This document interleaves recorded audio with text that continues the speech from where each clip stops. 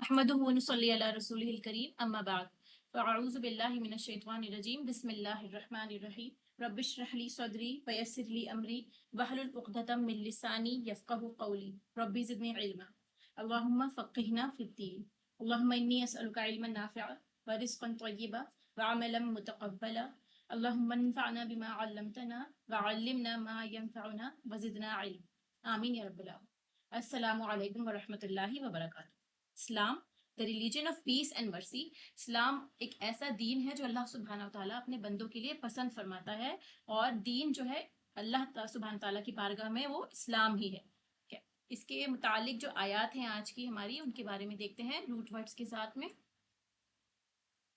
व इन्न मिनहुम लफरीक, और बेशक उनमें से यानी अहले किताब में से, क्योंकि उन्हीं के मुतालिक आयात चल रही हैं, तो उनमें से लफरीकन अलबत्ता एक ग्रोह है, कुछ लोग हैं ऐसे, यलवूना जो मोड़ते हैं, अलसिनतहुम अपनी जबानों को। यलवूना लाम वाव या इसका रूट है, या फिर लाम या इसका रूट बताया जाता है। लवा यलवी का माना है तोड़ना, मरोड़ना, फेरना, घुमाना, यानी जबान को इस तरह से मोड़ कर अल्फाज अदा करना कि बात कुछ से कुछ बन जाए और असल मफहूम तब्दील हो जाए। तो वो क्या करते हैं, अपनी जबानों को मोड़ते हैं बिल किताबी, किताब के साथ, लितहसबूहु ताकि तुम समझो उसे, मिनल किताबी किताब में से, वमा हुआ मिनल किताब हालांकि वो किताब में से नहीं होता। आप अपना माइक बंद कर लीजिए सलमा प्लीज। माइक बंद करो क्या है? इस चीज का ध्यान रखा करिए प्लीज, क्लास में डिस्टरबेंस होती है और ये रिकॉर्डिंग क्लास है, आपको पता है। लितहसबूहु ताकि तुम समझो उसे, मिनल किताबी किताब में से, यानी वो हिस्सा जो तहरीफ शुदा है तुम उसको किताब का ही पार्ट समझो।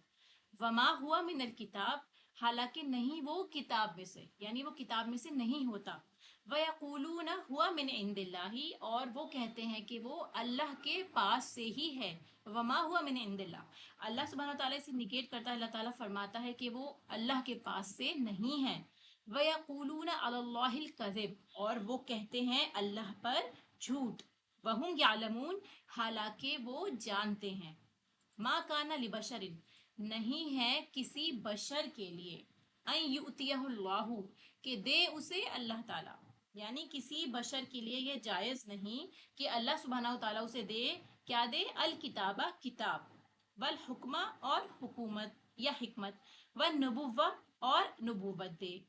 सुम्मा यकूल लिन्नासी, फिर वो कहे लोगों से, क्या कहे, कूनू इबाद अल्ली, के हो जाओ मेरे बंदे, यानी अल्लाह सुब्हानहू तआला उसको नबी बनाए, किताब और हिकमत की तालीम दे, उसके बाद वो लोगों को अपना बंदा बना ले, ऐसा कोई नबी नहीं कर सकता। मिन दूनिल्लाही, अल्लाह के सिवा।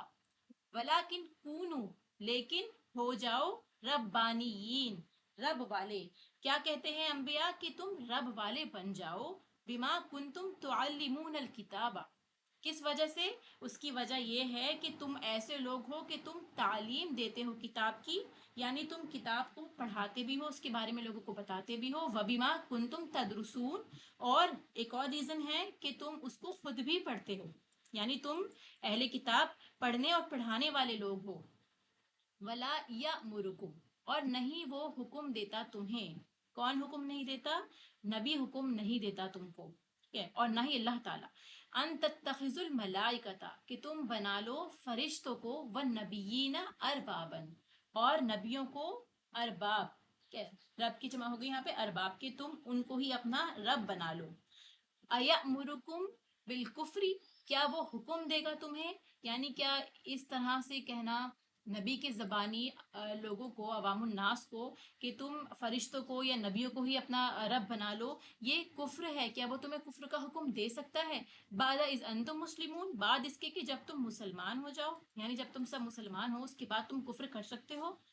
वइज़ अख़ज़ल्लाहु मीसाक़न नबिय्यीन, जब लिया अल्लाह ताला ने, अल्लाह ताला यहाँ पर एक अहद की तरफ निशानदही फरमाता है, अल्लाह ताला हमारी अटेंशन उस अहद की तरफ लेके जाता है जो अल्लाह सुब्हानहू ताला ने लिया था, किससे, नबियों से, ठीक है, तमाम अंबिया से। ये अहद अल्लाह सुब्हानहू ताला ने लिया था। लमा आतईतुकुम, अलबत्ता जो दूं मैं तुम्हें, यानी जो मैं तुमको दे रहा हूँ मेरी तरफ से तुमको मिले, किस में से? मिन किताबिन, किताब में से, व हिकमतिन और हिकमत में से। तुम जाअकुम रसूलुन, फिर आ जाए तुम्हारे पास एक रसूल, यानी जब तुम्हें नबूवत देके भेजा गया हो उसी दौर में एक और रसूल मेरी तरफ से तुम्हारी जानिब आ जाए, मुसद्दिकुल लिमा माअकुम, जो तस्दीक करने वाला हो उसकी जो तुम्हारे पास है। लतुमिनुन्न बिही, तो तुम लोगों को क्या करना है कि तुम्हारी प्रेजेंस में एक और नबी आता है तो तुम्हें उस पर भी ईमान लाना होगा, कि तुम उसको मानोगे, उस पर ईमान लेकर आओगे। वला तंसुरुन्नहु, और अलबत्ता तुम जरूर मदद करोगे उसकी। यहाँ पे आप देखिए ना, नून नून मुशद्दद आपको दिख रहा होगा, ये ताकीद के लिए किया जाता है, किसी बात को जोर देने के लिए इस्तेमाल किया जाता है। तुम जरूर मदद करोगे उसकी। औला अकरर तुम, फरमाया क्या इकरार किया तुमने? उसके बाद उनसे पूछा जा रहा है कि क्या तुमने इस बात को मान लिया? व अखज तुम अला जालिकुम इसरी, और लिया तुमने इस पर अहद मेरा। जो इसरन का जो लफ्ज है ये लफ्जी माने किसी चीज में गिरह लगाने के लिए है, और उसे जबरदस्ती रोक लेना, यानी जकड़बंदी के मानों में इस्तेमाल होता है, किसी चीज को आपने जकड़ लिया हो। तो इसरन ऐसा वादा होता है, ऐसा अहद होता है जिसका बोझ भी इंसान महसूस करे, जिसको वो अपने ऊपर एक रिस्पॉन्सिबिलिटी समझे।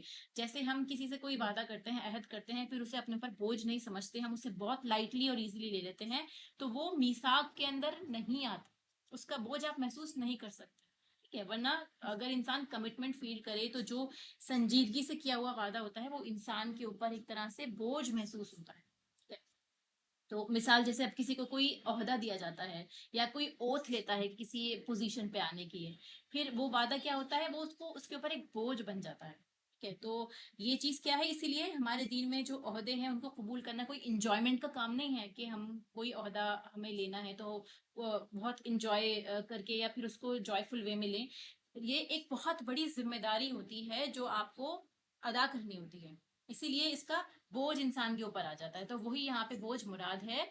कौलू अकररना, उन्होंने कहा कि इकरार किया हमने। तमाम अंबिया इकरार करते हैं। कौला फशहदू, फरमाया पस गवाह रहो, वअना माकुम मिनश शाहिदीन, अल्लाह सुब्हानहू तआला भी तुम्हारे साथ गवाह है और वो भी गवाहों में से। ठीक है, गवाह रहो, मैं भी तुम्हारे साथ गवाहों में से। इस बात पे, इस ओथ के ऊपर अल्लाह सुब्हानहू तआला खुद भी विटनेस है। फमन तवल्ला बाद जालिका, जो कोई मुंह मोड़ जाए इसके बाद, इस प्रॉमिस के बाद जिसने फिर मुंह मोड़ लिया, उसको रिजेक्ट कर दिया, अपनी बात से फिर गया, तो क्या है? फउलाइका हुमुल फासिकून, यही लोग हैं जो फासिक हैं। अफगैर दीनिल्लाहि यबगून, क्या भला अलावा अल्लाह के दीन के वो कुछ और तलाश करते हैं? क्या उनके पास कोई और सा दीन है जो इस दीन से निकल कर भागेंगे, उस दीन में चले जाएंगे? ठीक है, वलहु अस्लम मन फिस समावाति वल अर्ज, हालांकि उसी के लिए फरमाबरदार है जो कोई भी आसमानों और जमीन में है, यानी आसमान और जमीन में जितनी भी चीजें हैं, मखलूकात हैं, वो सब की सब अल्लाह ही के फरमाबरदार है। तौअन औ करहन, तौअन खुशी से, और करहन कराहत के साथ, ना खुशी से। व इलैहि युरजऊन, उसी की तरफ वो सब के सब लौटाए जाए, जितनी भी मखलूक अल्लाह ताला ने बनाई है सबको लौटना है। कुल आमन्ना बिल्लाहि, कह दीजिए ईमान लाए हम अल्लाह पर, वमा उनजिला अलैना, और जो नाजिल किया गया हम पर, वमा उनजिला अला इब्राहीम, और हम पर क्या नाजिल किया गया? कुरान जो नाजिल हुआ, उसके अलावा हम किस किस पर ईमान लाते हैं? जो नाजिल किया गया इब्राहीम अलैहिस्सलाम और इस्माईल अलैहिस्सलाम पर, इसहाक अलैहिस्सलाम और याकूब अलैहिस्सलाम, और असबाती, असबात क्या होता है? औलाद के लिए इस्तेमाल होता है, यानी याकूब अलैहिस्सलाम की औलाद पर। वमा ऊतिया मूसा व ईसा, और जो दिए गए मूसा अलैहिस्सलाम और ईसा अलैहिस्सलाम पर, नबीयूना, और तमाम अंबिया, मिर रब्बिहिम अपने रब की तरफ से। ला नुफर्रिकु बैन अहदिम मिनहुम, नहीं हम फर्क करते दरमियान किसी एक के उनमें से। व नहनु लहु मुस्लिमून, और हम उसी के फर्मा बरदार हैं। वमन यब्तगी गैर इस्लामी दीनन, जो कोई चाहेगा सिवाय इस्लाम के कोई दीन, फलन युकबला मिनहु, तो हरगिज नहीं कबूल किया जाएगा उससे। अगर कोई किसी और दीन को अपनाना चाहेगा तो वो उससे कबूल नहीं होगा, क्योंकि अल्लाह के नजदीक दीन इस्लाम ही है। वहु वाफिल आखिरत मिनल खासिरीन, और ऐसे लोग आखिरत में खसारा पाने वालों में से होंगे।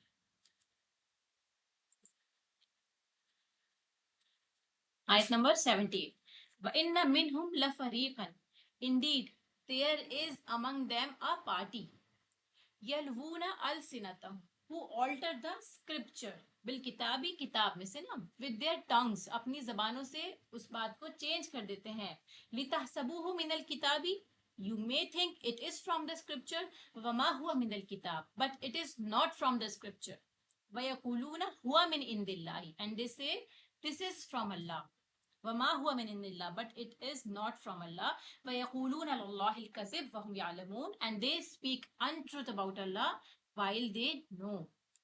تو یہاں بتایا جا رہا ہے کہ اہل کتاب کا ایک گروہ تھا, خصوصاً علماء, شعراء یا اہل علم. ان میں سے جو لوگ تھے وہ زبانوں کو اس طرح موڑ کر باتیں کیا کرتے تھے جیسے کہ وہ اس کتاب کا ہی حصہ ہے. اس کو اس کتاب کا حصہ بنا کر ایسے اس طرح سے الفاظ ادا کرتے تھے کہ آپ سمجھیں کہ وہ اس کتاب کا ہی پارٹ ہے. تو اہل کتاب کی ان کارروائیوں کی طرف اشارہ ہے, ان اعمال کی طرف جو انہوں نے اللہ کی کتاب کے ساتھ اللہ کے دین کے متعلق اختیار کر رکھے تھے. ان میں خاص طور پر کتاب اللہ میں تحریف اور تبدیلی کا عمل جو نمایاں تھا. اہل کتاب زبان کو موڑ لیتے تھے, لفظ کو کچھ کا کچھ بنا دیتے تھے. تو یہاں سے ہمیں کیا پتہ چلتا ہے کہ کتاب کے اندر وہ تحریف کیا کرتے تھے. اور ابن عباس کا قول ہے کہ یہ آیت یہود اور نصارہ سب کے حق میں نازل ہے, کیونکہ انہوں نے تورات اور انجیل کو بگاڑ لیا تھا اور کتاب میں اس عبارت کو ملا لیا تھا جو کتاب کی نہیں تھی. سورہ نساء آیت نمبر 56 میں اللہ سبحانہ تعالیٰ فرماتے ہیں, جن لوگوں نے یہودیت اختیار کی وہ کلام کو اپنی جگہ سے اس طرح پھیر دیتے ہیں اور وہ کہتے ہیں سمعنا وعصینا, اور سنو اور نہ سنوائے جاؤ, اور رائنا کہتے ہیں اپنی زبانوں کو موڑ کر اور دین میں تعان دینے کے لیے. ایسے ہی سورہ بقرہ آیت نمبر 75 میں آتا ہے کہ وہ پھیر دیتے ہیں اس کو سمجھنے کے بعد, حالانکہ وہ جانتے ہیں کہ وہ کیا کر رہے ہیں. سورہ مائدہ میں آتا ہے کہ وہ کلام کو اپنی جگہ سے پھیر دیتے ہیں, اس میں تحریف کر دیتے ہیں. سورہ نام میں آتا ہے وہ اس کو پارا پارا کر دیتے ہیں اور اس کا کچھ حصہ ظاہر کر دیتے ہیں اور کچھ چھپا دیتے ہیں. یہ قرآن کا ایک حصہ دوسرے کی تشریح کرتا ہے, اسی کی تفصیل کرتا ہے. تو یہ آیات جو ہیں اس بات کو اور زیادہ مضبوط دلائل کے ساتھ پیش کرتی ہیں کہ واقعی وہ ایسا عمل کیا کرتے تھے. تو ان ریفرنسز کو بھی آپ لوگ نوٹ کر لیا کریں تاکہ آپ کو اس بات کو سمجھنے میں اور آسانی ہو کہ کون سی بات اللہ سبحانہ تعالیٰ نے قرآن میں اور کہاں فرمائی ہے. ٹھیک ہے, تو یہاں سے ہمیں کیا پتہ چلتا ہے, تبدیلیاں تین طرح کی ہوا کرتی ہیں. ٹھیک ہے, جو یہ لوگ کیا کرتے تھے. سب سے پہلے لفظی تحریف, یعنی لفظ کو ہی بدل دینا, چینج کر دینا. اس کی مثالیں ملتی ہیں, مثلا رائنا کو رائنا کہہ دینا, ایسے ہی السلام کو سام کہہ دینا یعنی تم پر موت آئے, ایسے ہی حتتن کو ہنتتن بنا دینا, سمعنا وعطعنا کو سمعنا وعصینا کر دینا. پھر حضرت ابراہیم علیہ السلام کے بیٹے کی قربانی کے معاملے میں بھی جہاں بہت سی تبدیلیاں کی گئی, وہاں پہ لفظ مروہ کے معنی بھی چینج کر دیے گئے. مروہ وہ پہاڑ جو صفا اور مروہ کی دو پہاڑیاں تھی, اس کے بارے میں ان کی کتابوں میں کیا ذکر تھا, مروہ کا نام جو مینشن تھا کوہ مروہ کا, جہاں پہ انہوں نے قربانی کا ان کو حکم ملا تھا, اس کو تبدیل کر کے انہوں نے موریا یا مریا بنا دی. اس کی کیا وجہ رہی, کیونکہ ابراہیم علیہ السلام کا رشتہ مکہ سے تھا اور یہ کوہ مروہ مکہ میں موجود ہے, اور یہ موریا یا مریا کا مقام جو ہے وہ ان کے بیت المقدس کے قریب, اسی لیے ان کا رشتہ مکہ سے کاٹ کر بیت المقدس سے جوڑ دینا, اس کے پیچھے ان کا یہ مقصد رہا. یہ ان کی لفظی تحریف ہو گئی. اس کے بعد معنوی تحریف یعنی میننگز کے اندر چینجز کر دینا, تو قرآن کے تراجم کرتے ہوئے غلط ترجمے کر کے بیان کرنا, ایسا مطلب نکالنے کی کوشش کرنا جو اس کے میننگ میں نہ ہو, اصل ٹیکسٹ سے الگ ہو, مینیپولیشن جسے ہم سمجھتے ہیں. جیسے اس کی اگزامپل دیتے ہیں ہم, سورہ کہف کی آخری آیت میں آتا ہے قل انما انا بشر مثلکم, کہ جو رسول کو دیا گیا ہے, یعنی وہ رسول فرماتے ہیں کہ کہہ دیجئے کہ بے شک میں تو ایک رسول ہوں. ٹھیک ہے, تو ان لوگوں نے کیا چینجز کیا, آج کل کے مسلمانوں نے اس کو رسول کو بشریت سے اٹھا کر اونچا مقام دینے کے لیے انہوں نے اس کو انا ما انا بنا دیا. ٹھیک ہے, کہ انما کو انا ما انا, یعنی کہ میں بشر نہیں ہوں, بے شک نہیں ہوں میں بشر. تو یہ تحریف کیا ہے, یہ تحریف کر دینا, پورا کا پورا معنی ہی چینج کر دینا. تو اس کے لیے انسان کا عقیدہ جو ہے اس پہ بہت زیادہ اس پہ ضرر پڑتی ہے. اس کو اس عقیدے کو قرآن کا حصہ بنا کے اپنے من گھڑت عقیدوں کو اسلام کا پارٹ بنا دینا، کہ یہ مانوی تحریف ہو گئی۔ پھر تیسری چینج کیا تھی؟ کلام کو ہی چھپا دینا، یعنی کتاب کا کچھ حصہ چھپا دیا، اصلی کتاب ہی چھپا دی، کچھ ایسی آیات چھپا دی جن میں احکام دیے گئے تھے۔ تو یہ تینوں طرح کی تبدیلیاں پائی جاتی ہیں۔ اس کے پیچھے مقصد کیا رہتا ہے، کیوں کیا جاتا ہے، یہ سب کرنے کی کیا وجہ ہے؟ وجہ یہ بتائی جاتی ہے کہ یہ ایسے تدابیر ہیں جس کی وجہ سے اللہ کی طرف سے آئی ہوئی ذمہ داریاں ان سے فرار حاصل ہو سکے۔ اللہ جو احکامات انسان کو دیتا ہے ان سے بچ نکلے، اپنے منمانے طریقوں کو فالو کرنے کے لیے، اپنی مرضی کے دین پہ چلنے کے لیے انسان ان چیزوں کے اندر چینجز کر لیتا ہے۔ تو یہاں سے ہمیں یہ سبق ملتا ہے کہ جب تک کوئی انسان پوری کتاب سے نہیں گزرتا وہ اس کی روح کو اور مزاج کو نہیں سمجھ سکتا۔ یعنی آپ صرف ایک حصہ پڑھ کے قرآن کا پوری کتاب کو نہیں سمجھ سکتے۔ ہو سکتا ہے آپ کی اور ہماری سمجھ میں کوئی خلل ہو تو ہم اس آیت کو نہ سمجھ سکیں، جیسے میں نے ابھی بتایا کہ قرآن کا ایک حصہ دوسرے حصے کی تفصیل کرتا ہے، اس کو ایکسپلین کرتا ہے۔ اسی لیے ایک بار مکمل طور سے آپ پوری کتاب کا مطالعہ کریں، اچھے سے ترجمہ تفسیر کے ساتھ پڑھیں، پھر آپ کو آیات بھی اچھے سے سمجھ میں آئیں گی۔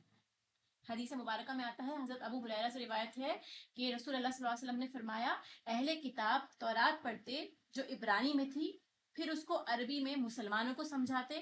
بس نبی پاک صلی اللہ علیہ وسلم نے مسلمانوں سے یہ فرمایا کہ اہل کتاب کی بات کو نہ ان کی تصدیق کرو اور نہ ان کو جھوٹا کہو، بلکہ یوں کہہ دیا کرو کہ ہم اللہ پر ایمان لائے ہیں اور اس کی کتابوں پر جو اللہ تعالیٰ نے اتاری ہے۔ تو یہ کہنا ہمارے لیے سب سے زیادہ سیف ہے کہ جو کچھ اللہ نے بھیجا ہے ہم اس پر ایمان لاتے ہیں، لیکن آپ کیا کر سکتے ہیں، آپ ان کی کتابوں کو پوری طرح سے نگیٹ نہیں کر سکتے، ان کو ریجیکٹ نہیں کر سکتے۔ ان کی اصل کتاب ایک زبان میں تھی، وہ دوسری زبان میں جب اس کا ترجمہ کرتے تھے تو اس کا میننگ چینج کر دیتے تھے۔ یہاں سے ہم کو یہ سمجھ میں آتا ہے۔ اور پھر ایک بہت بڑی بات جو بتائی جاتی ہے وہ یہ کہ وہ یہ سب کچھ جانتے بوجھتے کرتے، ان کو اس کا علم تھا کہ وہ کیا کر رہے ہیں، کیونکہ ایٹ ٹائمس ایسا ہوتا ہے نا، انسان لا علمی میں بہت سارے کام کر لیتا ہے، ٹھیک ہے، کہ اس کو نہیں پتا ہوتا یا پھر وہ بے خبر ہوتا ہے، غلطی ہو جاتی ہے، اس سے ٹنگ سلپ ہو جاتی ہے، بھول کر مس انڈرسٹینڈنگ کے تحت کر لیتا ہے، یا پھر انٹرپریٹیشن میں کوئی فرق آ جاتا ہے۔ تو یہاں آیت کیا بتاتی ہے کہ وہ کہتے ہیں اللہ کے پاس سے ہے، حالانکہ وہ اللہ کے پاس سے نہیں ہے، اور وہ اللہ پر جھوٹ بولتے ہیں۔ سب سے بڑا جرم یہ ہے کہ ان کو پتا ہے کہ وہ کیا کر رہے ہیں۔ ان کے پیچھے، تحریف کے پیچھے کیا ہے کہ وہ سب کچھ جانتے ہیں، جان بوجھ کر یہ کام کر رہے ہیں، اور جان بوجھ کر وہی کام کر سکتا ہے کہ جس کے دل میں اللہ کی عظمت کا احساس نہ ہو اور اللہ کا خوف نہ ہو، آخرت میں محاسبے کا یقین نہ ہو کہ اس کی پکڑ ہو سکتی ہے۔ اسی لیے اس طرح کی تبدیلیوں سے ہمیں ہر درجے بچنے کی کوشش کرنی چاہیے۔ ما کانا لبشر، it is not for a human, especially یہاں پہ پروفٹ کے بارے میں کہا جا رہا ہے، ان یؤتی اللہ الکتاب، that Allah should give him the scripture والحکمہ and authority والنبوہ and prophethood، ثم یقول للناس، and then he would say to the people، عباد لی، be servants to me، من دون اللہ، rather than اللہ، میرے بندے بن جاؤ اللہ کے سوا، وَلَكِنْ كُونُوا رَبَّانِيِّينَ، but instead he would say be pious scholars of the Lord، بِمَا كُنْتُمْ تُعَلِّمُونَ الْكِتَابَ، because of what you have taught of the scripture، وَبِمَا كُنْتُمْ تَدْرُسُونَ، because of what you have studied۔ یہ ایک بہت اہم آیت ہے اسپیشلی دین سیکھنے سکھانے والوں کے لیے، کہ یہاں یہ بتایا جا رہا ہے کہ کسی ایسے انسان کو سے اللہ تعالیٰ کتاب اور حکمت اور نبوت دے، یعنی آپ کے پاس اگر کتاب کی نالج بھی ہے، اور اسپیشلی جیسے یہاں پہ بتایا پیغمبر کے لیے استعمال ہوا ہے، اللہ کی کتاب، حکمت، نبوت سب ان کو ملی ہے، تو اس کا یہ فرض ہے کہ وہ لوگوں کو اللہ سے جوڑے۔ قرآن میں بھی آتا ہے کہ آپ سے پہلے ہم نے جو بھی رسول بھیجا، ہم نے اس کی طرف یہی وحی کی کہ نہیں کوئی الہ مگر میں ہی، بس میری ہی عبادت کرو۔ تو تمام انبیاء نے اپنی قوموں کو جا کر یہی پیغام دیا۔ سورہ نحل آیت نمبر 36 میں آتا ہے کہ ہم نے ہر امت میں ایک رسول بھیجا جس نے آ کر یہی پیغام دیا کہ تم اللہ کی عبادت کرو اور طاغوت سے بچو۔ تو پیغمبروں کے بعد جب اس علم کی، جو پیغمبر جو ہیں ان کے بعد کیا ہے، اس علم کی وراثت جن لوگوں کے پاس آئی، تو انہوں نے کیا کیا کہ انہوں نے اس دین کے ذریعے لوگوں کو اللہ سے جوڑنے کے بجائے اپنی ذات سے جوڑنا شروع کر دیا۔ شخصیت پرستی نے جنم لیا، شرک میں یہ چیز ڈھل گئی۔ جو لوگوں کو دین کے نام پر اللہ والا بنانے کے بجائے اپنی ذات کو نمایاں کرنے لگے، لوگوں کو اپنا گرویدہ بنانے لگے، یہی چیز بتائی گئی ہے کہ یہ ناپسندیدہ ہے۔ اور یہاں یہ بتایا کہ کتاب کی تعلیم اور تدریس، ان دونوں کا کیا مقصد ہونا چاہیے کہ لوگ اپنے رب سے جڑ جائیں۔ یعنی آپ اور میں اگر قرآن سیکھتے ہیں اور دوسروں کو سکھانے کی کوشش بھی کر رہے ہیں تو اس کے پیچھے صرف ایک موٹو ہونا چاہیے کہ لوگ اپنے رب سے جڑیں، اپنے رب کو پہچانیں۔ تو اس کے آیت کے پیچھے جو شان نزول بتایا جاتا ہے ایک واقعہ کہ جب نجران کے عیسائی نبی پاک صلی اللہ علیہ وسلم سے بحث و مناظرہ کرنے آئے تو یہود بھی ان کے ساتھ مل گئے کہ آپ بات کرتے رہے تو مدینہ کے یہود تنزن آپ سے کہنے لگے، یعنی انہوں نے تنزیہ انداز میں رسول اللہ صلی اللہ علیہ وسلم سے کیا کہا کہ کیا آپ یہ چاہتے ہیں کہ ہم آپ کی پرستش کیا کریں؟ انہوں نے یہ سوال کیا رسول اللہ صلی اللہ علیہ وسلم سے، نعوذ باللہ، تو اس پر یہ آیت نازل۔ ایک اور روایت میں آتا ہے کہ کسی صحابی نے آپ سے عرض کیا کہ رومی اور نجرانی اپنے بادشاہوں کو سجدہ کرتے ہیں، تو یا رسول اللہ کیا ہم بھی آپ کو سلام کرنے کے بجائے سجدہ نہ کریں؟ تو آپ صلی اللہ علیہ وسلم نے سختی سے منع کرا اور فرمایا کہ اللہ کے سوا کسی کو سجدہ کرنا جائز ہوتا تو میں بیوی کو کہتا کہ وہ خاوند کو سجدہ کریں، کیونکہ شوہر کا بیوی پر بہت حق۔ اگر کسی کو سجدے کی اجازت ہوتی ہے آپ دیکھیے تو وائف کو ملتا، بیوی کو یہ حق ملتا ہے۔ یعنی یہاں سے یہ سمجھ میں آتا ہے کہ کسی کو بھی اجازت نہیں کہ کسی اور کے سامنے رکوع یا سجدے کی پوزیشن میں بو ڈاؤن کرے، اس کے آگے جھک جائے، پروسٹریٹ کرے، ٹھیک ہے؟ یہ سب چیزیں منع ہے، اس کی اسلام اجازت نہیں دیتا۔ تو یہاں سے ہمیں پتہ چلتا ہے کہ نصارے کے اس عقیدے کی تردید کی جا رہی ہے جس میں وہ عیسیٰ علیہ السلام کو خدا یا خدا کا بیٹا بنا دیتے۔ کوئی انسان ایسا نہیں کر سکتا کہ اللہ تعالیٰ اس کو اتنا بڑا فضل دے پھر وہ نعمت کا شکر ادا کرنے کے بجائے اپنے اسی محسن کو بھول کر لوگوں کو اس کا بنانے کے بجائے اپنا بنانا شروع کر دے۔ تو انبیاء ایسا نہیں کرتے، ان کو اللہ نے بھیجا ہی اس لیے ہے کہ لوگوں کو اللہ سے جوڑے۔ تو کوئی بھی ایسی تعلیم جو بندے کو اللہ سے دور کرے وہ پیغمبر کی نہیں ہو سکتی، اور ان کے بعد ان لوگوں کی جو پیغمبر کے وارث ہیں یہ تعلیم ان کی نہیں ہو سکتی، کبھی ایسا کام نہیں کر سکتے۔ اب یہاں پہ ایک سیکھنے کی بات ہے، دیکھیے کیا لفظ آیا ہے، ربانی ہی۔ تو ربانی کون ہوتا ہے اس کو سمجھنا ہے، اسپیشلی ہمیں اس آیت میں ربانی، آپ اس کو بریک کر کے دیکھیے، ربان پلس پھر یا نسبتی اس کے بیچ میں ہے اور اس کے بعد یانون، یانون اگر آپ اس کو عربی میں دیکھیں گے تو ربان یا اور یانون جو پلورل کی فارم میں ہوتا ہے، یانون جو ہے جمع کی علامت ہے، اور یا نسبتی یعنی کسی چیز کی طرف نسبت جوڑنا، جیسے آپ بولیں گے نا کتابی یعنی میری کتاب، تو ربان وہ شخص ہوتا ہے جو علم سے نشو و نما کرے، کیونکہ ہم جانتے ہیں نا، ہم نے رب کا مطلب کافی بار پڑھ رکھا ہے، رب جو نشو و نما کرتا ہے، پروان چڑھاتا ہے، ٹھیک ہے؟ کسی کو ذرے کو پروان چڑھا دینا، اس کی نشو و نما کرنا۔ اسی طرح سے ربان وہ شخص ہوتا ہے جو علم سے نشو و نما کرے، علم کے ساتھ ہی پرورش کرتا ہے۔ تو اس کے بعد یہ بتایا کہ وہ خود بھی عمل کرتا ہے اور دوسروں کو بھی وہی چیز سکھاتا ہے۔ تو یہاں سے 4 میننگز کے بنتے ہیں، دیکھیے جس انسان کو وہ تعلیم دے تو اس کے اخلاق اور عادات کو بھی سنوارے اور اسے کامل انسان بنائے، اس کی زندگی کا مقصد اس کو یاد کرائے، یہ ربانی کی خصوصیات ہوتی ہیں۔ پھر جو علم، اخلاص اور درجات قرب میں خود بھی کامل ہو اور کامل گر بھی ہو، یعنی دوسروں کو بھی کامل کرنے کی کوشش کرے، جو علم کی ترقی اور تکمیل کرے۔ حضرت علی رضی اللہ تعالیٰ عنہ فرماتے ہیں کہ ربانی وہ ہوتا ہے جو اپنے اعمال سے علم کی تکمیل کرتا ہے۔ کیا مطلب ہے اس کا؟ کہ جو اس نے سیکھا ہے اب وہ اس کو ایکشنز میں بھی لا رہا ہے، وہ عمل میں بھی لے کر آتا ہے، اور اس طرح سے وہ اپنے علم کو آگے بڑھاتا ہے۔ پھر جو رب والا ہو اس کے اندر رب کی عظمت کا احساس بھی ہو اور وہ دوسروں کو بھی رب کی عظمت کا احساس کرائے، تو یہی ربانی بننا ہوتا ہے۔ تو ہمیں یہاں سے کیا پتہ چلا ہے کہ ربانی اگر ہمیں بننا ہے تو اس کے لیے ہمیں کیا کرنا ہے کہ سب سے زیادہ اہم اللہ کی ذات ہمارے لیے ہونی چاہیے، پھر اسی کی یاد میں مسلسل جینا، غیر اللہ سے منہ موڑ کر اللہ والا بن جانا۔ وہ جو ربانی ہوتا ہے وہ مادی غذا کے ساتھ ساتھ، جیسے آپ دیکھیں گے نا ہم دن میں کتنی بار اپنی ڈائٹ لیتے ہیں، بریک فاسٹ الگ، لنچ الگ، پھر سنیکس ٹائم الگ، پھر رات میں ڈنر الگ، تو یہاں جو ربانی ہوتا ہے وہ صرف اپنی انہی چیزوں پہ ہی اس کی غذا کا انحصار نہیں ہوتا، یعنی وہ کیا کرتا ہے، روحانی غذا کا بھی اہتمام کرتا ہے، مرتے دم تک اسی بنا پر وہ جیتا ہے۔ وہ صرف یہ نہیں سوچتا کہ مجھے صرف اپنی باڈی کا خیال رکھنا ہے، اپنی فزیکل نیڈز کا خیال رکھنا ہے، وہ اپنی اسپریچول نیڈز کا بھی خیال رکھتا ہے۔ پھر عام انسانوں کی دلچسپی جس طرح ظاہری چیزوں پر ہوتی ہے، ربانی جو ہے وہ اعلیٰ حقائق سے دلچسپی رکھتا ہے. یہ صرف ظاہریت سے تعلق نہیں رکھتا. مثلاً آپ دیکھیں گے کہ حجاب کوئی انسان اوڑھ لے، ٹھیک ہے، یا پھر داڑھی رکھ لے، یہ ساری چیزیں کیا ہیں؟ یہ صرف باہری چیزیں ہیں.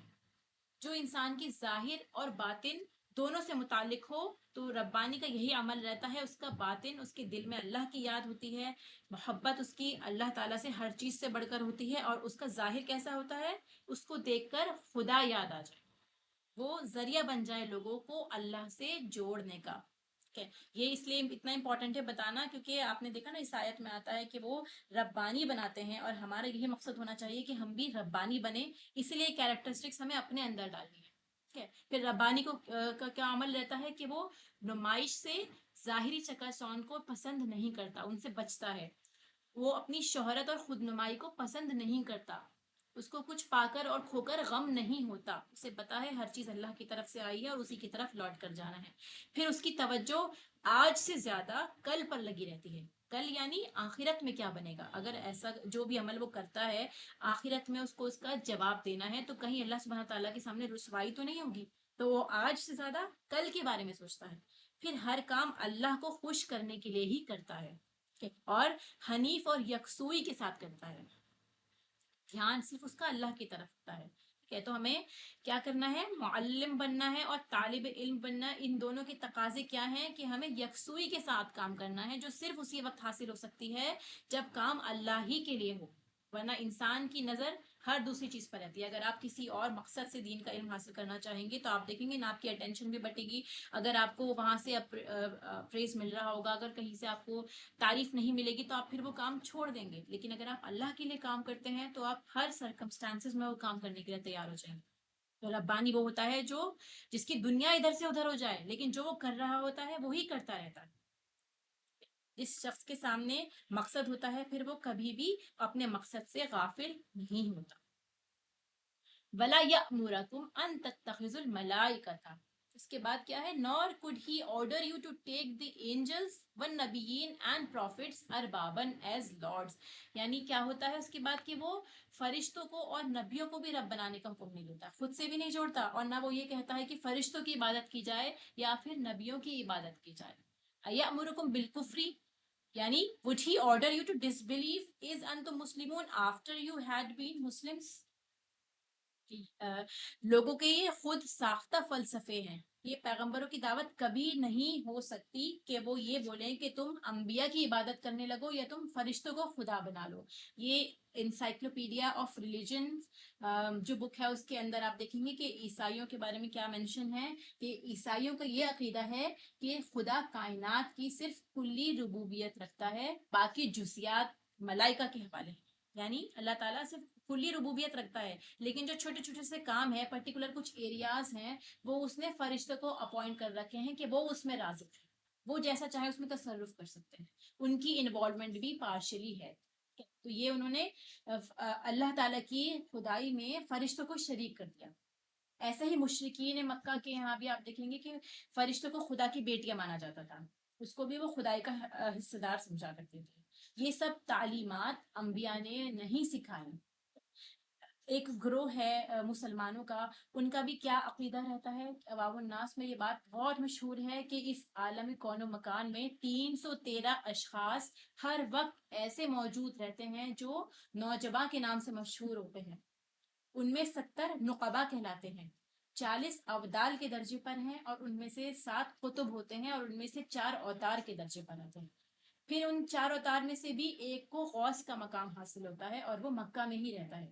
لوگوں کا کیا ماننا ہے کہ جب لوگوں پر کوئی مصیبت نازل ہوتی ہے یا رزق کی تنگی ہوتی ہے تو وہ ان 313 کی طرف متوجہ ہوتے ہیں، پھر وہ 313 ان 70 کی طرف متوجہ ہوتے ہیں، پھر وہ ان 40 کے سامنے، 40 ابدال کے سامنے اس معاملے کو پیش کرتے ہیں، اور وہ ان 7 قطب کے سامنے اس کو پیش کرتے ہیں. یعنی آپ دیکھیں گے نا ایک کے بعد ایک کے بعد سفارش جاتی جا رہی ہے. پھر لاسٹ میں وہ چار لوگوں کے سامنے وہ بات رکھی جاتی ہے جو اوتار کے درجے پر ہیں. آخر میں اس غوث تک وہ بات پہنچتی ہے جس کو وہ قدرت و طاقت میں اللہ سے کم نہیں سمجھتے. یہ ایک گروہ ہے مسلمانوں کا جس کا یہ عقیدہ ہے. ہے، جبکہ اللہ تعالیٰ نے مخلوق کو بنایا اور اللہ تعالیٰ جانتا ہے کہ کس کو کتنا علم دینا ہے اور اس کی مرضی کے مطابق سب چیزیں چل رہی ہیں، تو اس کے علم کے سامنے ایک سمندر کے قطرے کے برابر بھی کسی کا علم نہیں ہے، پھر یہ سب لوگ اس کے اقتدار میں حقدار کیسے ہو سکتے ہیں؟ انسان کو ان آیات کو پڑھ کے ان چیزوں کی طرف یاد دہانی کرائی جا رہی ہے کہ دیکھو یہ سارے کام اللہ کے سوا اور کوئی نہیں کر سکتا، نہ ہی کوئی انسان، نہ ہی کوئی نبی اور نہ ہی کوئی فرشتہ۔ اس لیے اپنی آنکھیں کھولو، اذن تم مسلمون، جبکہ تم مسلمان ہو، مسلمان ہونے کے بعد تم ایسا کام کرتے ہو کہ دوسروں کو خدائی کا مقام رکھتے ہو یا ان کو حاجت روا مشکل کشا سمجھتے ہو۔ وَإِذْ أَخَذَ اللَّهُ مِيثَاقَ النَّبِيِّينَ، کہ اب یہاں پر جو ہے دوبارہ سے نجران کے نصارہ کی ان کے عقیدے کی تردید کی گئی ہے کہ اللہ سبحانہ تعالیٰ فرماتے ہیں کہ جب اللہ تعالیٰ نے نبیوں سے عہد لیا، جو کچھ میں تمہیں کتاب اور حکمت میں سے دوں، پھر تمہارے پاس رسول آئے جو تمہارے پاس آلریڈی چیز ہو اسی کی تصدیق کرے، ٹھیک ہے؟ تو یہاں کس عہد کے بارے میں بات کی جا رہی ہے؟ قرآن پاک میں 3 قسم کے عہد اللہ تعالیٰ نے لیے ہیں، 3 طرح کے عہد پائے جاتے ہیں۔ سب سے پہلے عہد الست، جو ہم پڑھ چکے ہیں، اچھے سے ہم نے ڈیٹیل میں پڑھا ہے اس کو، جو تمام بنی نوع انسان سے لیا گیا۔ پھر اہل کتاب سے جو عہد اللہ سبحانہ تعالیٰ نے لیا کہ تم ضرور رسول کی باتیں یا پھر اپنی کتاب کو بیان کرو گے، تم اس کو کچھ نہیں چھپاؤ گے، پرٹیکولرلی وہ اہل کتاب کے علماء سے عہد لیا گیا، کیونکہ عوام الناس جو ہے وہ کتاب کو نہیں جانتی تھی، وہ کتاب صرف علماء کے پاس ہوتی تھی۔ پھر تیسرا عہد انبیاء سے لیا گیا، جس کا یہاں پر ذکر ہے، یہ جو ان آیات میں ہے کہ اللہ تعالیٰ نے آدم علیہ السلام سے لے کر عیسیٰ علیہ السلام تک ہر نبی سے یہ عہد و پیمان لیا کہ جب بھی کوئی نیا رسول آئے گا جو پچھلے انبیاء کی تصدیق کر رہا ہوگا، ٹھیک ہے، تو وہ پچھلے نبی اور اس کے تمام فالوورز، ان کے اوپر یہ لازم ہوگا کہ وہ نئے نبی پر ایمان لے کر آئیں گے، اس کو مانیں گے اور ساتھ ہی ساتھ اس کی مدد بھی کریں گے کہ جو کام اللہ نے دیا ہے اس کو اس کام میں اس کی ہیلپ بھی کریں گے۔ پھر اللہ تعالیٰ یہ بتاتا ہے، آپ یہ دیکھیں اس آیت میں آتا ہے کہ انبیاء نے اس بات کا اقرار کر لیا، وہ اس بات کو مان گئے کہ اور اللہ تعالیٰ اس پہ گواہ بھی ہے۔ اب اس اقرار کی وجہ کیا ہے، اس آیت کو لانے کا مقصد کیا ہے؟ اس اقرار کی وجہ بہت امپورٹنٹ، وہ یہ ہے کہ جب محمد صلی اللہ علیہ وسلم دنیا میں تشریف لے کر آئیں گے تو جو تمام لوگ ہوں گے، عیسائی ہوں گے یا موسیٰ علیہ السلام کے پیروکار ہوں گے، ان سب کو بھی رسول اللہ صلی اللہ علیہ وسلم پر ایمان لانا ہوگا، ٹھیک ہے، ان کو اتباع کرنی ہوگی، اگر وہ نہیں کریں گے تو وہ فاسق کہلائیں گے، ٹھیک ہے، اس لیے اس اقرار کی اتنی امپورٹنس ہے۔ پھر یہ بتایا کہ اقرار یہ کب لیا گیا، کس ٹائم پہ یہ لیا گیا، اس کے بارے میں 2 رائے دی جاتی ہیں کہ پہلی رائے ہے کہ عالم ارواح میں جب سب روحوں کو جمع کیا گیا تھا تبھی انبیاء سے بھی یہ معاہدہ الگ سے لیا گیا تھا، اور دوسری رائے ہے کہ دنیا میں بذریعہ وحی جیسے جیسے نبی آتے گئے تو ان کے ساتھ ان کے پاس وحی آتی گئی اور ان سے عہد لیے گئے، یہ دونوں رائے پائی جاتی ہیں۔ پھر یہ عہد تھا کیا، یعنی کس چیز کے بارے میں ان سے عہد لیا گیا تھا، اس کے بارے میں جو 2 رائے ہیں وہ یہ ہے کہ سب سے پہلے کہ ایک نبی کے ہوتے ہوئے دوسرا نبی آ جائے تو اس کو ماننا ہوگا، یعنی ہر رسول سے دوسرے تمام رسولوں کو ماننے کا عہد، اور دوسری رائے یہ کہ محمد صلی اللہ علیہ وسلم کے بارے میں خصوصی طور پہ یہ عہد لیا گیا کہ ہر نبی سے یہ عہد لیا گیا تھا کہ آپ کو رسول اللہ صلی اللہ علیہ وسلم کو ماننا ہے اور ان کی مدد کرنی ہے، یعنی ان کے فالوورز کو بھی آپ پہلے سے اویئر رکھیں کہ ایسا ایک نبی آنے والا ہے جس پر آپ کو ایمان لانا ہوگا۔ اور اس بات کی تصدیق کیسے ہوتی ہے، دیکھیے یہاں پر بھی کہ بتایا گیا کہ ان کے پاس، اہل کتاب کے پاس پھر کوئی جواز نہیں رہا کہ وہ رسول اللہ صلی اللہ علیہ وسلم کو نہ مانے۔ اللہ تعالیٰ نے اس آیت سے یہ ثابت کیا کہ انبیاء سے یہ عہد لیا گیا ہے، یہود و نصارہ نے اپنے پیغمبروں کی اطاعت کی ہے اور وہ پیغمبر جو ہیں وہ رسول اللہ صلی اللہ علیہ وسلم پر ایمان لانے کا عہد اللہ سے کر چکے ہیں، تو اس کے لیے کیا ہوگا ایٹ دی ریزلٹ اس کا، آپ کو بھی ایمان رسول اللہ صلی اللہ علیہ وسلم پہ لانا ہے۔ سورہ احزاب میں آتا ہے کہ جب ہم نے تمام نبیوں سے ان کا پکا وعدہ لیا اور آپ سے بھی، نوح علیہ السلام، ابراہیم علیہ السلام، موسیٰ علیہ السلام، عیسیٰ علیہ السلام سے، ان سب سے ہم نے پکا عہد لیا تھا اس پر کہ یہ سب ایک دوسرے پر ایمان لائیں گے اور ہر پیغمبر کی امت آنے والے نبی کو مانے گی بھی اور اس کی مدد بھی کرے گی۔ تو موسیٰ علیہ السلام کے بعد عیسیٰ علیہ السلام جب آئے تو موسیٰ علیہ السلام کے قوم بنی اسرائیل پر یہ لازم تھا کہ وہ عیسیٰ علیہ السلام پر ایمان لاتے اور ان کے مشن میں ان کے مددگار ہوتے، لیکن انہوں نے ایسا نہیں کیا۔ سملرلی جو نصارہ تھے، عیسیٰ علیہ السلام کے ماننے والے تھے، جب عیسیٰ علیہ السلام سے بھی عہد لیا گیا تھا کہ نبی پاک صلی اللہ علیہ وسلم آئیں گے، ان کی بشارت دی گئی تھی اور انہوں نے اپنے فالوورز کو دی. انجیل میں بھی یہ واضح طور پہ مینشن ہے کہ ایک پیغمبر آئے گا جس کا نام احمد ہوگا اور تم اس کی مدد کرو گے، اس کا ساتھ دو گے. تو گویا تمام پیغمبروں نے ہر دوسرے پیغمبر پر ایمان لانے اور اس کی مدد کرنے کی تعلیم اپنی قوم کو دی ہے. اللہ تعالیٰ نے نبیوں سے عہد لیا اور نبیوں نے اپنی قوم سے عہد لیا. تو یہ وعدہ جو ہے یہ سب سے چلتا آ رہا ہے. حضرت علی اور ابن عباس رضی اللہ تعالیٰ عنہ کہتے ہیں کہ اللہ نے جب بھی کسی نبی کو مبعوث کیا تو اس سے یہ عہد لیا کہ اللہ نے اگر اس کی زندگی میں محمد صلی اللہ علیہ وسلم کو مبعوث کیا تو وہ ان پر ایمان لائے گا اور ان کی مدد کرے گا. اور ہر نبی نے امت سے بھی لیا کہ ان کی زندگی میں نبی پاک صلی اللہ علیہ وسلم تشریف لائیں گے تو وہ ان کی مدد ضرور کریں گے. اور یہ عہد سب نے لیا. بتانے کا مقصد یہ ہے کہ اتنی سیریس بات تھی کہ ان کو رسول اللہ صلی اللہ علیہ وسلم کی ہیلپ کرنی تھی. اللہ تعالیٰ ان کو ریمائنڈر دے رہا ہے، ان کے سامنے یہ بات آ رہی ہے کہ آپ لوگ وٹنس ہیں، آپ کی کتابوں میں یہ ساری چیزیں موجود ہیں اور آپ کو نبی پر ایمان لانا تھا، ان کی ہیلپ کرنی تھی. کہا یہ کہ اہل کتاب سب سے بڑے دشمن بن گئے تھے رسول اللہ کے اور ان کے مشن کی. فمن تولى بعد ذلك and whoever turned away after that فَأُولَٰئِكَ هُمُ الْفَاسِقُونَ they were the defiantly disobedient. یعنی یہ بتایا کہ اگر آپ منہ موڑ لیتے ہیں، اب دیکھیے نا، اگر پیغمبر کے بارے میں آیت ہوتی تو پیغمبر تو کبھی اللہ کے حکم سے منہ نہیں موڑ سکتا. یہ کام پیغمبروں کا تو ہو ہی نہیں سکتا، بلکہ ان کے پیروکاروں نے منہ موڑا. تو اس سے یہ پتہ چلتا ہے کہ یہ جو وعدہ تھا یہ محض پیغمبروں سے نہیں لیا گیا تھا بلکہ ان کے ذریعے تمام قوموں سے لیا گیا تھا. ایسے ہی ہم لوگوں کو بھی اپنے نبی کی مدد کرنی ہے، ان کا کام آگے بڑھانا ہے. تو یہ وعدہ ہم پر بھی آتا ہے اور ایسے ہی یہ وعدہ بنی اسرائیل پر بھی تھا کہ وہ مدد کریں گے. روایات میں آتا ہے کہ اللہ سبحانہ و تعالیٰ جب بھی بنی اسرائیل سے میثاق لیتے تو موسیٰ علیہ السلام پر جو آیات نازل ہوتی تو وہ اپنے ساتھیوں کو بلا کر ان کو سناتے، ان سب کو اکٹھا کرتے، پھر تابوت سکینہ ان کے سامنے لاتے، اللہ کی تقریر سناتے اور سب سے اقرار لیتے، پھر اللہ کو اس پر گواہ بناتے. آخر میں اس حکم کی نافرمانی پر اللہ کے عذاب سے ان کو ڈراتے تھے. یہ ان کا طریقہ رہا تھا. أَفَغَيْرَ دِينِ اللَّهِ يَبْغُونَ So, is it other than the religion of Allah they desire?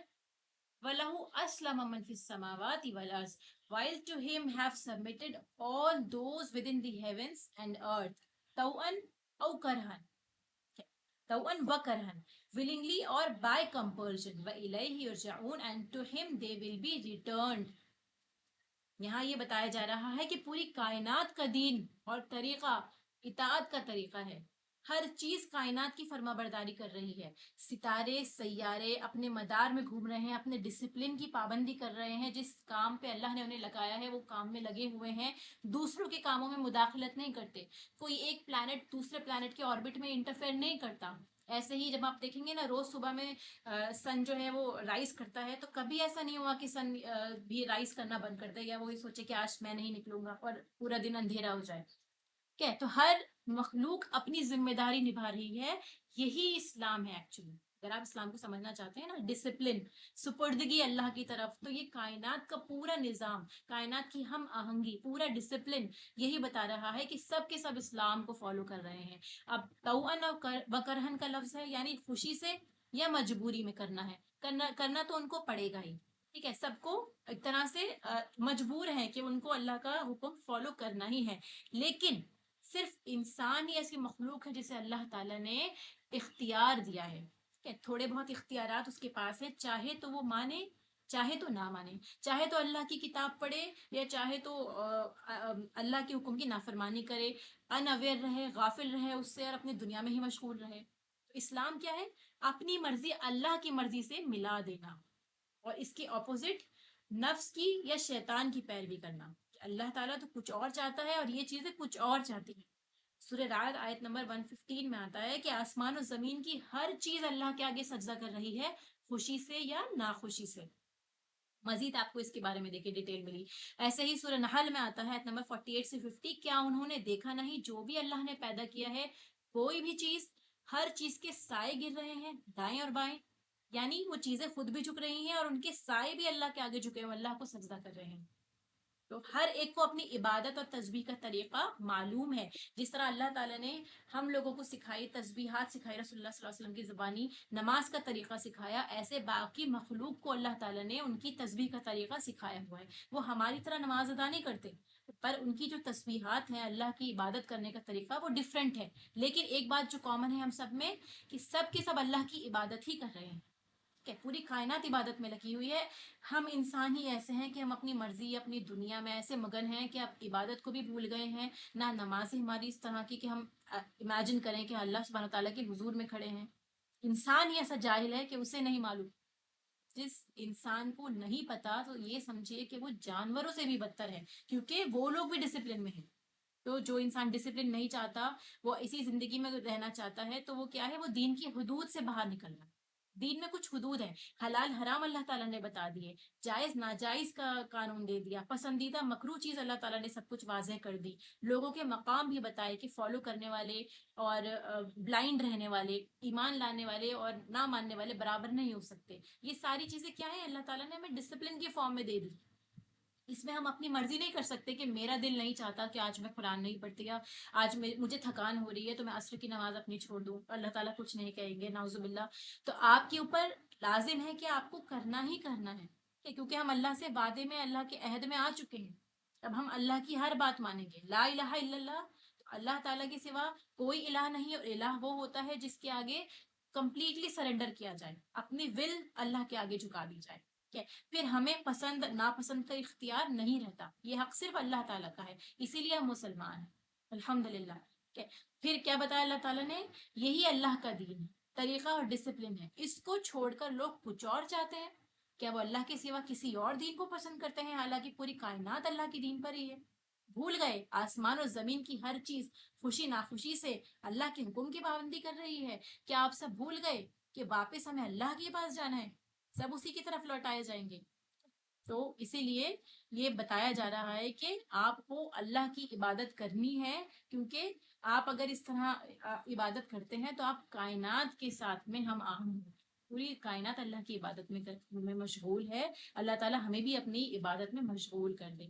قل آمنا باللہ، say we have believed in Allah، وما انزل علینا، and in what was revealed to us، وما انزل علی ابراہیم، and what was revealed to Abraham. اس کے بعد اسماعیل، اسحاق، یعقوب، اینڈ اس کے علاوہ descendants and the descendants. وما اوتیا موسیٰ و عیسیٰ، and in what was given to Moses and Jesus and والنبیون and to the prophets من ربهم from their Lord. لا نفرق بین احد منہم، we make no distinction between any of them. ونحن له مسلمون، we are Muslims submitting to him. ہمیں یہ کہہ دینا چاہیے کہ ہم نے مان لیا، ہم ایمان رکھتے ہیں اللہ پر، اور جو کچھ اللہ تعالیٰ نے ہمارے پاس ہم پر اتارا ہے، یعنی ہم اپنی کتاب کو جو اللہ نے ہم پر نازل کی ہے، رسول اللہ کے صلی اللہ علیہ وسلم کے تھرو جو ہمیں سنت سکھائی، حکمت سکھائی ہے، یہ سب چیزوں پہ ہم ایمان لے کر آتے ہیں. اور اس کے علاوہ جتنے گزشتہ انبیاء جن کا یہاں ذکر ہے، یا جو رسول اللہ صلی اللہ علیہ وسلم کی زبانی ہے، قرآن کے اندر جن جن کا بھی منشن ہے، ہم ان سب پر ایمان لاتے ہیں. ہم ان میں سے کسی کے درمیان فرق نہیں کرتے. کسی کو بھی یہ نہیں کہتے کہ ہم فلاں نبی کو مانیں گے، فلاں کو نہیں مانیں گے. امتوں پر لازم ہے کہ وہ سب کو مانیں، یہی اصل دین ہے. ٹھیک ہے، کیونکہ یہی دین شروع سے آخر تک چلتا آ رہا ہے. وَمَن يَبْتَغِي غَيْرَ الْإِسْلَامِ دِينًا، جو اس ڈسپلن کو توڑ کر اپنی منمانی کی زندگی بسر کرنا چاہے گا، desires other than Islam as religion، تو اسے کوئی اور ریلیجن چاہیے، فَلَن يُقْبَلَ مِنْهُ، never will it be accepted from him، never will it be accepted from him، کبھی قبول نہیں کیا جائے گا. وَهُوَ فِي الْآخِرَةِ مِنَ الْخَاسِرِينَ، اینڈ کیا رزلٹ ہے اس کا، he in the hereafter will be among the losers, کہ ایسے لوگ جو ہیں وہ آخرت میں پکڑے جائیں گے. جو وہاں پہ فیل ہوا وہ ایکچولی ناکام ہوا. اصل امتحان آخرت کا ہے کہ اس زندگی میں ہم لوگ کامیاب ہوتے ہیں یا نہیں ہوتے. سورہ زمر میں آتا ہے کہ کہہ دیجئے اصل خاسرین کون ہیں، جنہوں نے اپنے آپ کو اور گھر والوں کو قیامت کے دن خسارے میں ڈالا. دنیا میں بڑی سے بڑی کامیابی آپ کو حاصل ہو جائے، اگر آپ کامیاب آخرت میں نہیں ہوتے ہیں تو آپ سے بڑھ کر خسارے میں کوئی نہیں. سنو، یہی کھلا خسارہ ہے. شان نزول میں اس کے یہ آتا ہے کہ یہ آیت حارث بن سوید کے بارے میں نازل ہوتی ہے، جو انصاری صحابی تھے، پھر وہ مرتد ہو گئے تھے. وہ اور ان کے 12 ساتھی مکہ جا کر کفار سے جا ملے. تو یہ آیت جب نازل ہوئی، انہوں نے اس آیت کو پڑھا، ان کے بعد ان تک یہ آیت پہنچی، تو پھر انہوں نے اپنے بھائیوں کو بلا بھیجا اور ان کی سفارش کرائی رسول اللہ صلی اللہ علیہ وسلم سے کہ وہ واپس اس دین میں آنا چاہتے ہیں. کیونکہ آپ کے سامنے یہ آیت موجود ہے نا کہ اس دین کو اگر آپ نے کسی اور کو ایکسیپٹ کیا دین کو، تو آخرت میں آپ نقصان اٹھائیں گے. تو پھر انہوں نے توبہ کی اور وہ اسلام لے آئے. تو یہ آیت ہی ان کی ہدایت کا ذریعہ بنی. تو اسلام جو ہے ہمیں طریقہ سکھاتا ہے، قرآن اور سنت اس میں دونوں شامل ہیں. اسی لیے ہمیں سنت کو فالو کرنا بھی ضروری ہے اور تمام بدعات سے بچنا بھی ضروری ہے، کیونکہ بدعت جو ہے وہ دین کے خلاف ہے. اللہ تعالیٰ سے دعا ہے کہ اللہ تعالیٰ ہمیں پوری طرح سے اسلام میں داخل ہونے کی توفیق عطا فرمائے. ان آیت کی اب آپ تلاوت سن لیں ایک بار.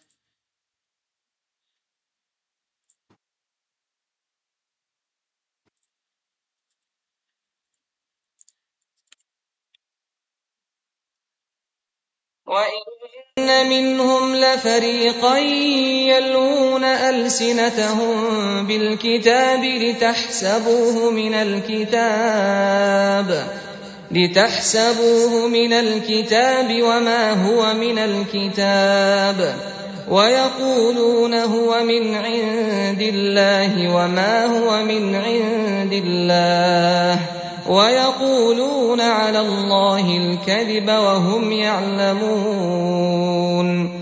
مَا كَانَ لِبَشَرٍ أَن يُؤْتِيَهُ اللَّهُ الْكِتَابَ وَالْحُكْمَ وَالنُّبُوَّةَ ثُمَّ يَقُولَ لِلنَّاسِ كُونُوا عِبَادًا لِّي مِن دُونِ اللَّهِ وَلَكِن كُونُوا رَبَّانِيِّينَ بِمَا كُنتُمْ تُعَلِّمُونَ الْكِتَابَ وَبِمَا كُنتُمْ تَدْرُسُونَ.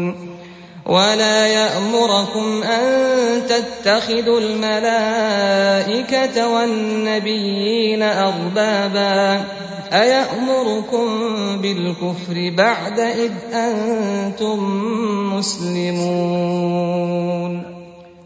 وَإِذْ أَخَذَ اللَّهُ مِيثَاقَ النَّبِيِّينَ لَمَا آتَيْتُكُم مِّن كِتَابٍ وَحِكْمَةٍ ثُمَّ جَاءَكُمْ رَسُولٌ مُّصَدِّقٌ لِّمَا مَعَكُمْ لَتُؤْمِنُنَّ بِهِ وَلَتَنصُرُنَّهُ قَالَ أَأَقْرَرْتُمْ وَأَخَذْتُمْ عَلَىٰ ذَٰلِكُمْ إِصْرِي قَالُوا أَقْرَرْنَا قَالَ فَاشْهَدُوا وَأَنَا مَعَكُم مِّنَ الشَّاهِدِينَ. فَمَن تَوَلَّىٰ بَعْدَ ذَٰلِكَ فَأُولَٰئِكَ هُمُ الْفَاسِقُونَ. أَفَغَيْرَ دِينِ اللَّهِ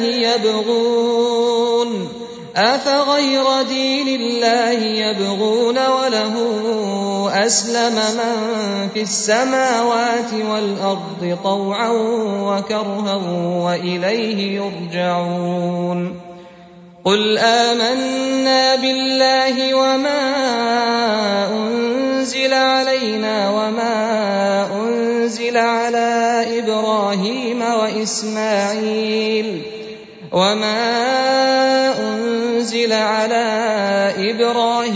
وَإِسْمَاعِيلَ وَإِسْحَاقَ وَيَعْقُوبَ وَالْأَسْبَاطِ وَمَا أُوتِيَ مُوسَىٰ وَعِيسَىٰ وَالنَّبِيُّونَ مِن رَّبِّهِمْ لَا نُفَرِّقُ بَيْنَ أَحَدٍ مِّنْهُمْ وَنَحْنُ لَهُ مُسْلِمُونَ. وَمَن يَبْتَغِ غَيْرَ الْإِسْلَامِ دِينًا فَلَن يُقْبَلَ مِنْهُ وَهُوَ فِي الْآخِرَةِ مِنَ الْخَاسِرِينَ.